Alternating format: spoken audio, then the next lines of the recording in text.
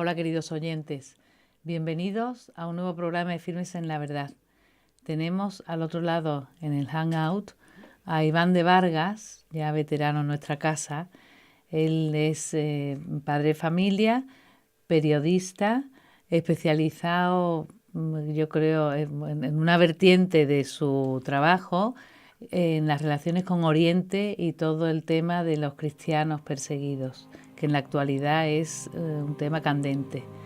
Entonces hoy lo tenemos con nosotros para centrarnos en los países de Irak y Siria, para que nos acerque a ellos y ver cuál es su situación en estos días. ¿Qué tal, Iván? ¿Cómo estás? Muy bien, encantado de volver a estar contigo, Mariana, en Firmes en la Verdad y en la televisión del Hogar de la Madre. Agradeceros, como siempre, el que deis voz a estos hermanos nuestros que muchas veces no tienen voz, que son silenciados por los medios de comunicación de forma interesada. Y bueno, en el caso de los países que de los que vamos a hablar hoy, que nos ocupan, efectivamente, que son Irak y Siria, los medios han ido contando las cosas según les interesaba, ¿no? Según los intereses. Por eso nosotros queremos tu opinión, el centrar el tema bajo tu punto de vista de conocimiento y objetividad y vivencia desde el punto de vista de estos cristianos perseguidos. A ver, si te parece, empezamos por Irak. Sí, me parece fenomenal, porque además explicar también a nuestros espectadores que lo que ha sucedido en Irak luego se ha llevado a cabo también en Siria, con lo cual empezar por Irak nos va a poder situar ante la problemática. Y luego, es verdad que cada país tiene algunas peculiaridades que también vamos a ver. Pues si entonces, geográficamente vamos a situarlo. Sí, los americanos hablan de Middle East, de Oriente Medio, ¿no?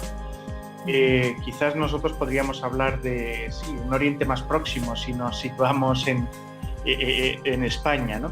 Pero bueno, la Iglesia habla de Oriente Medio y pues vamos a decir que están en Oriente Medio, en la península arábiga, para que nos entendamos. Y bueno, pues yo lo que diría es que Irak es conocido como la antigua Mesopotamia, ¿no? Es pues un país con una historia, con una tradición, con unas costumbres antiquísimas. Y la presencia de los cristianos en estas tierras es milenaria. Tenemos cristianos desde el principio, ¿no? El inicio, sí. Desde el inicio, desde hace 2000 años, con lo cual los cristianos son los habitantes de estas tierras mucho antes que otros pueblos, ¿no? Es verdad que hay que decir también que los cristianos asumen esa herencia, esa tradición cultural asiria, ¿no? Que es la que luego han desarrollado, y de hecho la mayoría de los cristianos, por ejemplo, en Irak son caldeos, ¿no? Que es digamos, la particularidad. Eso, quería yo que nos contaras qué características tienen y qué diferencian los cristianos caldeos. ¿Por qué se les llama caldeos? Sí, bueno, tienen una peculiaridad que me parece que es hermosa y por eso el que desaparezcan de estas tierras sería trágico, ¿no? Y es que su idioma es el arameo.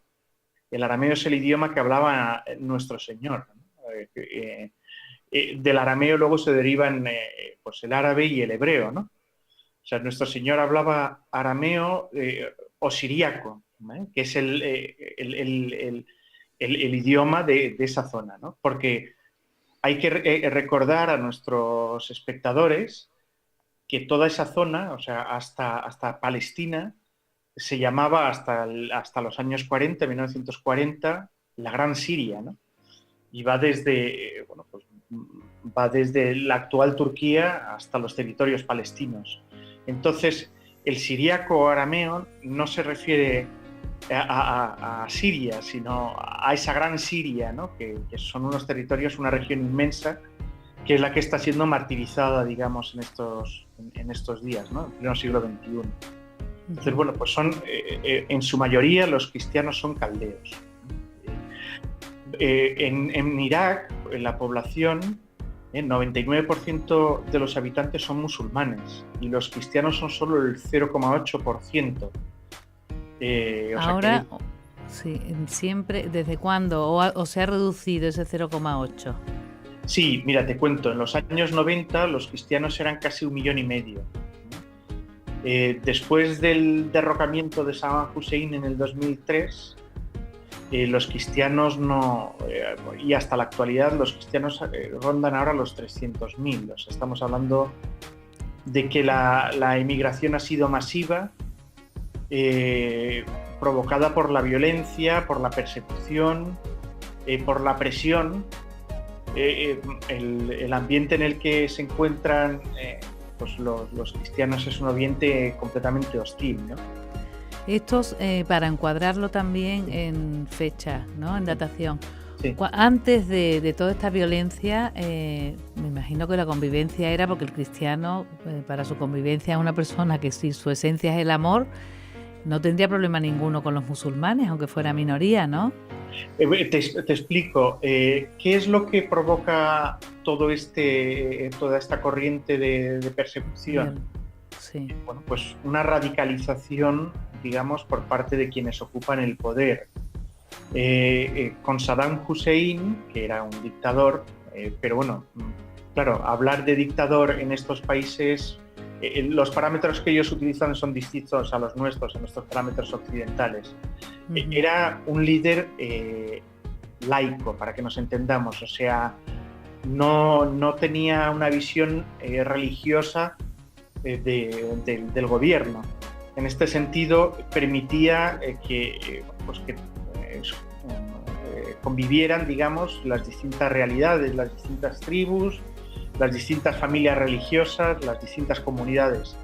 Y había una convivencia que vivía con cierta naturalidad. Los cristianos podían vivir ciertamente, bueno, pues con sus limitaciones, ¿no? Pero no es la situación que atraviesan ahora, ¿no? En el que por el hecho de ser cristianos su vida corre peligro, ¿no? O sea, y de hecho es lo que está ocurriendo. Digamos que en los años 90 empiezan a haber momentos de mucha tensión y empiezan a haber atentados. O sea, tú vas a misa y te ponen una bomba, ¿no? Y esto es lo que provoca esa emigración masiva que todavía se sigue dando. Claro, Irak, el país ha entrado, con la caída de Saddam Hussein, ha entrado en una espiral de violencia brutal. Hay que explicar, para las personas que no conocen la realidad de allí, claro, dentro del Islam hay distintas corrientes, ¿no? Y hay una lucha por la hegemonía, digamos, ¿no? Por el poder. Entonces, bueno, la mayoría en este momento son chiíes y la minoría son sunís. En Irak los chiíes son aproximadamente el 60% y los sunís son el 38%. En la época de Saddam Hussein gobernaban los sunís, ahora gobierna, digamos, la mayoría chií. Y bueno, pues en esta lucha intestina por el poder se producen atentados diarios. O sea, por ejemplo, en Bagdad en una semana puede haber 20 atentados con bombas. Claro, en esta realidad de violencia, quien se lleva la peor parte son las minorías, ¿no? Que también, con la excusa de que hay inestabilidad, pues se les somete a presión y dentro de estos grupos, digamos, que se dedican a hacer atentados, hay grupos marcadamente anticristianos. O sea, que tienen interés realmente porque desaparezcan los cristianos del país, ¿no? Entonces, claro, imagínate, ¿no? Un contexto de violencia salvaje, tremendo, atroz, atentados diarios, grupos anticristianos, pues claro, el contexto en el que extremismo religioso que lo que busca es,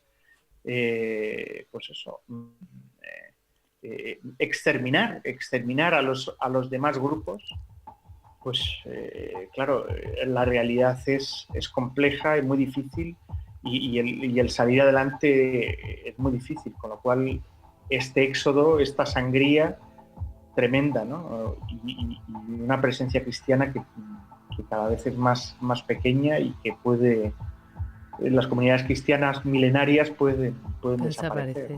Claro, pero qué A esta realidad, sí. Mariana, hay que añadir, bueno, pues unos hechos tremendos, ¿no? Y es bueno, pues la irrupción, digamos, en el escenario del Daesh, ¿no? En 2014 se produce en Irak la irrupción del Daesh, que es como, digamos, las víctimas llaman al autoproclamado califato o al Estado Islámico. El Estado Islámico es el nombre que, bueno, pues el supuesto califa, que lo que pretende es unificar a todo el Islam, o sea, ese es un sueño del Islam, ¿no? La Umma, unificar a todos los fieles musulmanes. El califa dice que, bueno, que proclama un califato, el califato del Estado Islámico. Bueno, los miembros de este califato... Porque ellos no están en el poder ahora, ¿no? Después de Saddam Hussein, ¿quién tienen en el poder? No, en el poder están los chiíes. El Estado Islámico lo que hace es conquistar unos terrenos en Irak. Uh-huh.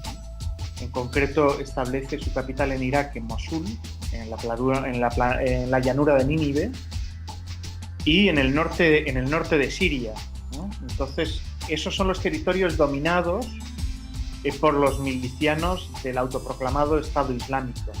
Que son como revolucionarios, por aclararnos, ¿no? Sí, son guerrilleros, son terroristas. Terroristas, sí.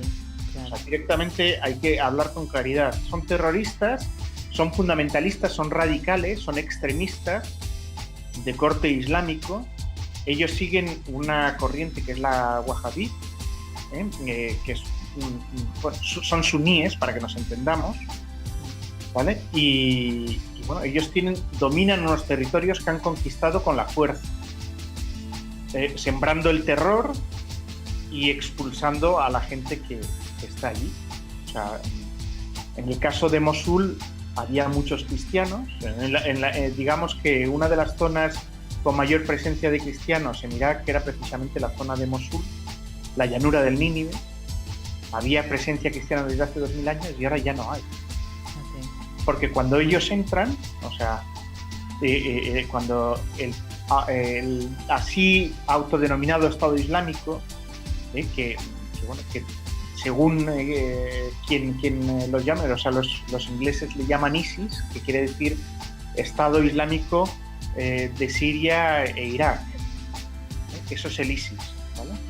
O sea, que es el Daesh. ISIS y Daesh es lo mismo. ISIS, Daesh, Estado Islámico, el califato, son formas distintas de llamar a un grupo terrorista extremista radical que lo que pretende es, digamos, conquistar todos los territorios para que se extienda un Islam, una visión del Islam totalmente enloquecida.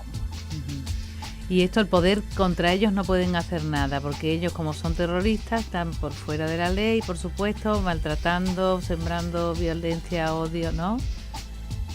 Sí, ellos están asesinando, digamos, a las personas que no piensan como ellos, ya sean cristianos, ya sean yazidíes, o ya sean musulmanes que no tengan su visión radical, extremista del Islam. Entonces, hay que decirlo con claridad. Y esto no es políticamente correcto, pero como el programa se llama Firmes en la Verdad, tenemos que decirlo. Estado Islámico podría desaparecer si Occidente quisiera. Si Occidente quisiera y si quien financia el Estado Islámico quisiera, el Estado Islámico, el autoproclamado Estado Islámico, a mí no me gusta hablar de Estado Islámico, a mí me gusta hablar de Daesh. Además, a ellos no les gusta que se les llame Daesh, con lo cual...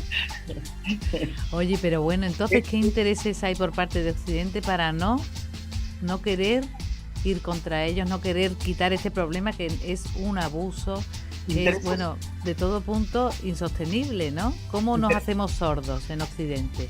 Intereses económicos, intereses geopolíticos.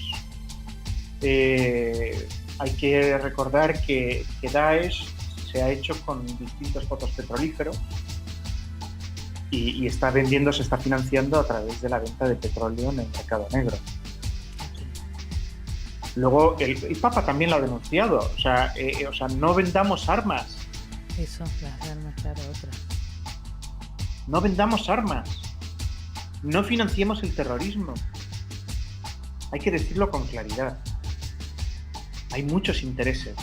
Y por eso retomo lo que decía al inicio, Mariana. Los medios de comunicación han informado según ha convenido en función de unos intereses que son torticeros, unos intereses que son economicistas, unos intereses que son políticos, unos intereses... Es tremendo, es tremendo, es tremendo. Y quien se está llevando la peor parte en esta lucha por el poder, por el dinero, bueno, pues son los que menos culpa tienen, que son los débiles, ¿no? Claro. La minoría cristiana, que son los yazidíes. Eso, los yazidíes que los nombras tú antes, otra minoría, pero son cristianos, esos no, ¿no? No, es una religión milenaria, sí. Antiquísima, que también corre el peligro de desaparecer. Uh-huh.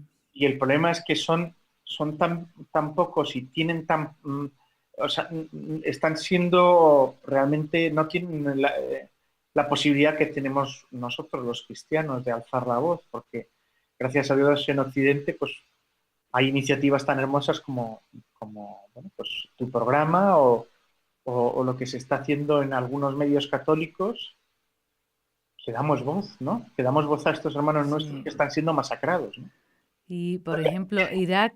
No tienen medios de comunicación, no tienen altavoces.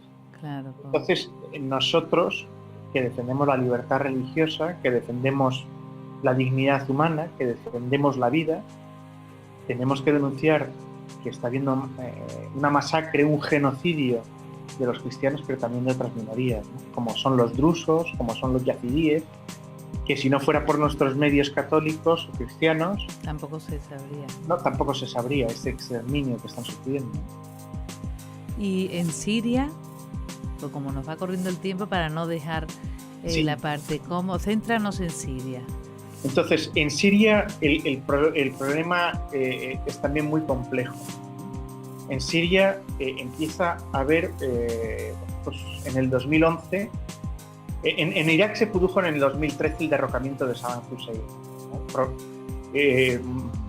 En Siria este proceso está en curso, ¿vale? En el 2011... Siria era un país pacífico, ¿no? Tenía, sí, desde luego, siempre... O sea, sí, en Siria era un país próspero, era un país con una actividad económica maravillosa. Digamos, Siria era casi como una pequeña Suiza, para que nos entendamos, donde bueno, pues la gente vivía con prosperidad, había negocios, había zonas del país que son maravillosas, ¿no? O sea, patrimonio de la humanidad. Estoy recordando pues, Damasco, estoy recordando Homs, estoy recordando Alepo, ciudades maravillosas que han sido Alepo completamente raída a suelo. Homs ni te cuento. O sea, en Homs, que había una grandísima presencia cristiana, es la tercera ciudad del país, todas las iglesias han sido destruidas. En Alepo, el 65% de la población cristiana estaba en Alepo, han desaparecido. Ya no quedan cristianos prácticamente. Ha habido una migración fuertísima, pero también hay refugiados, ha habido una crisis de refugiados y desplazados internos. Hay casi 4,5 millones de desplazados internos en el país. Gente que ha dejado sus casas, que ha dejado pues absolutamente todo, ¿no? O sea, los refugiados en el interior son 150.000. En el exterior, casi 2 millones de refugiados. Casi 4,5 millones de desplazados internos. Imagínate la crisis, ¿no?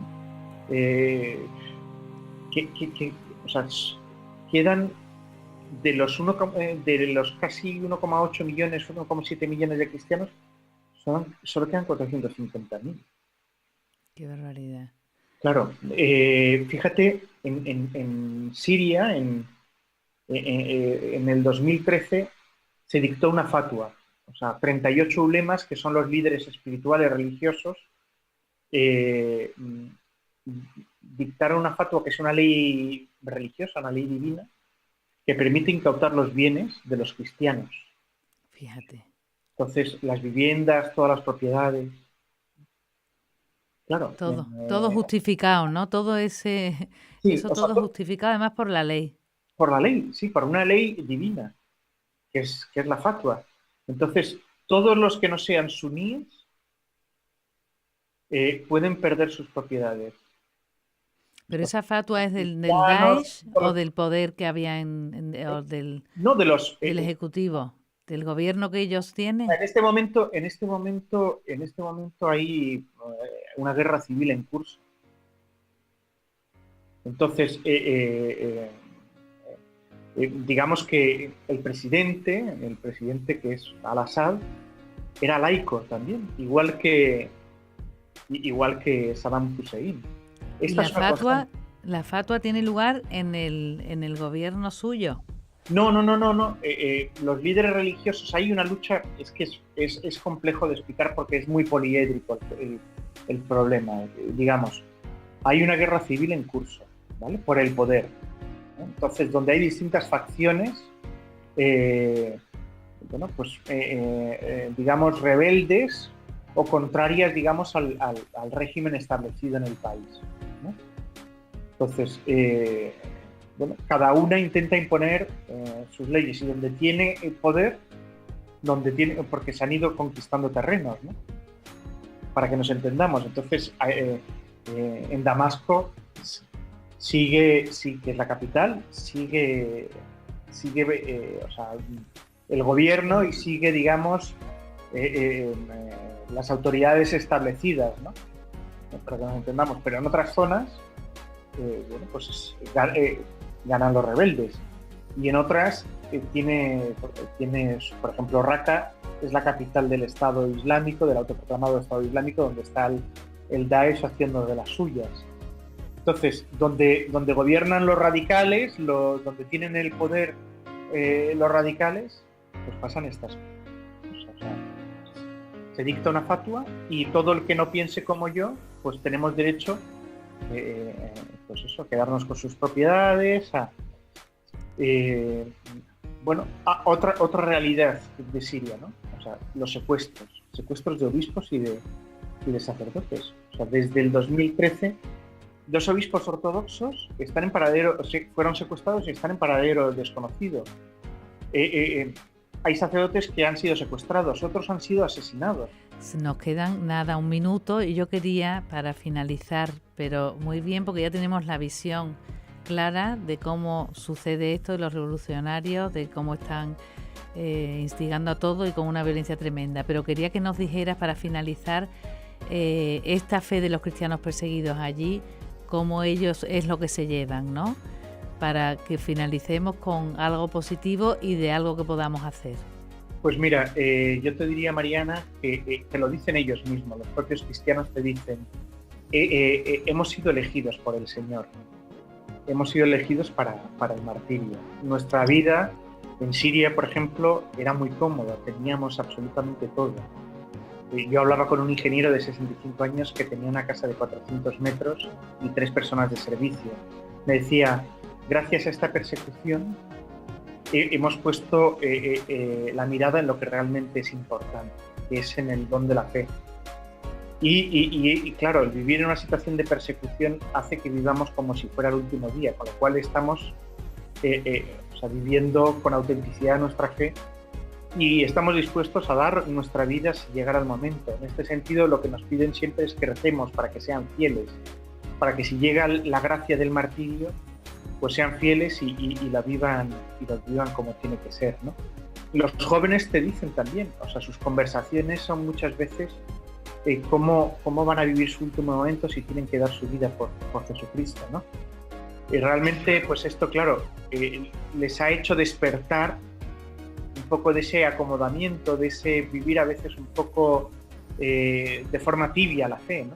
Ujú. Claro, imagínate, vas a una iglesia y te pueden poner una bomba, o te pueden secuestrar, o puedes morir en cualquier momento. Entonces viven bueno, con la mirada en Jesucristo, siendo fieles y conscientes de que, bueno, que la vida es para vivirla como Dios manda, ¿no? Pues nos quedamos con esto porque se nos hace siempre cortísimo, pero seguiremos con más programas porque tenemos que seguir recorriendo todas estas persecuciones a los cristianos que se llevan hoy día en el mundo. Muchísimas gracias, Iván, y hasta el próximo programa, ¿eh? Pues muchísimas gracias a ti también, Mariana, y ánimo con Firmes en la Verdad. Gracias.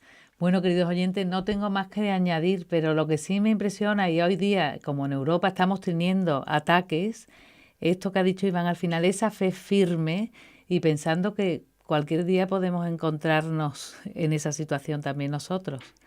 Así que ese pensamiento que profundicemos por encima de la tibieza, ¿eh? Y tengamos presente a Dios y esa fe tan grande. Hasta el próximo programa. Gracias.